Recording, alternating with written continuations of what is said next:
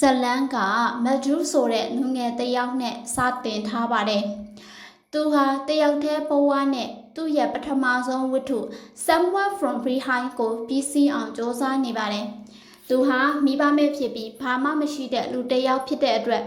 သူ့ရဲ့အိမ်မက်ကတော့နာမည်ကြီးစာရေးဆရာတဦးဖြစ်လာဖို့ပါ။နေ့တိုင်းသူဟာအလုပ်သမားအဖြစ်ကုန်ပစ္စည်းတွေကို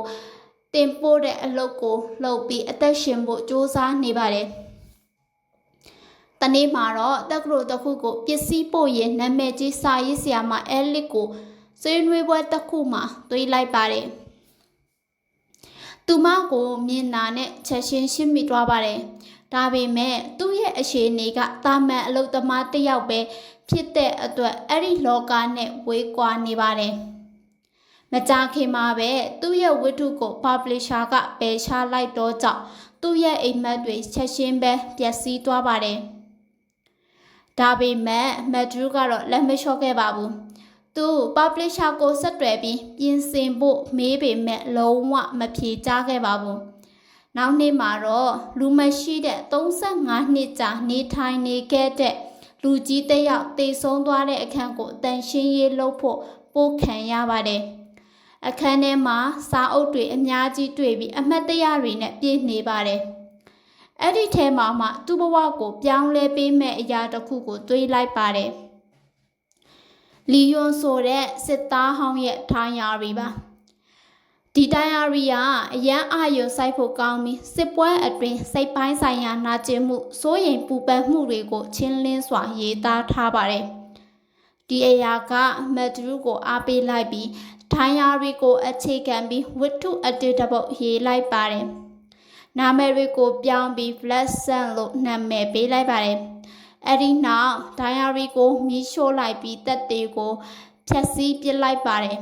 ။မကြာခင်မှာ publisher ကဖုန်းဆက်ပြီးဝတ္ထုကိုအလွန်ကောင်းတယ်လို့ချီးကျူးပါတယ်။မက်ဒူးဟာတညအတွင်းနာမည်ကြီးဖြစ်သွားပါတယ်။သူ့မှာငွေကြော်ကြားမှုတွေရလာပြီးနောက်ဆုံးမှာတော့အဲလစ်ရဲ့ရှစ်ရှင်းကိုပါရရှိသွားပါတယ်။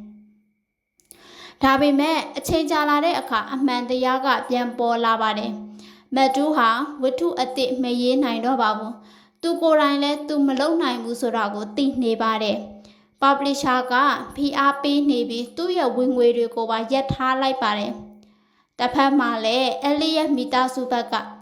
စတန်ကမက်ဒရူးကိုတန်တရားဖြစ်ပြီးမကြိုက်တော့ပါဘူး။ပြီးတော့အရာအလုံးပြိုကွဲသွားပါတော့တယ်။အန်ဒရူးဆိုတဲ့လူတစ်ယောက်ပေါ်လာပြီး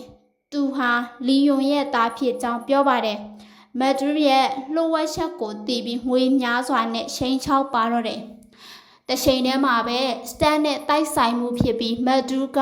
မတော်တဆတတ်မိသွားပါတယ်။ထိတ်လန့်နေတဲ့မက်ဒရူးကအလောင်းကိုဖုံးကွယ်ပြီးနောက်မှပင်လယ်ထဲပစ်ချလိုက်ပါတယ်။ဒါပေမဲ့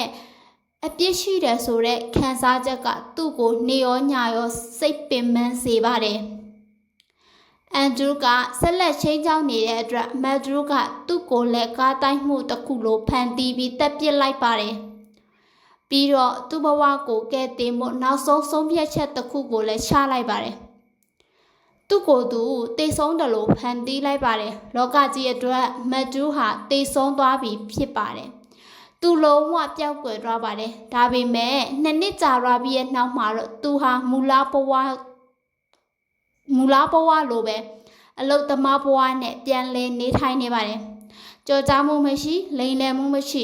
ငြိမ်းချမ်းမှုသာရှိနေခဲ့ပါတယ်။ဒါပေမဲ့ကံကြမ္မာကသူ့ကိုအလှမပေးခဲ့ပါဘူး။တနေ့မှာစာအုပ်ဆိုင်ရှင်မှာသူ့ဝတ္ထုအသစ်သူ့ဘဝကိုအခြေခံပြီးရေးထားတဲ့ဝတ္ထုကဘတ်ဆယ်လာဖြစ်နေတယ်ဆိုတာကိုတွေးလိုက်ရပါတယ်။အတွင်းမှာတော့အဲလစ်ဟာသူတို့ကလေးနဲ့အတူရှိနေပါတယ်။မက်ဒရူးကအဝေးကနေကြည့်နေပြီးလှုပ်ရှားမရဖြစ်နေပါတယ်။သူလိုချင်ခဲ့တဲ့မြအားလုံးရခဲ့ပေမဲ့တကယ်တော့သူပြန်လဲပိုင်ဆိုင်ခွင့်တော့မရနိုင်တော့ပါဘူး။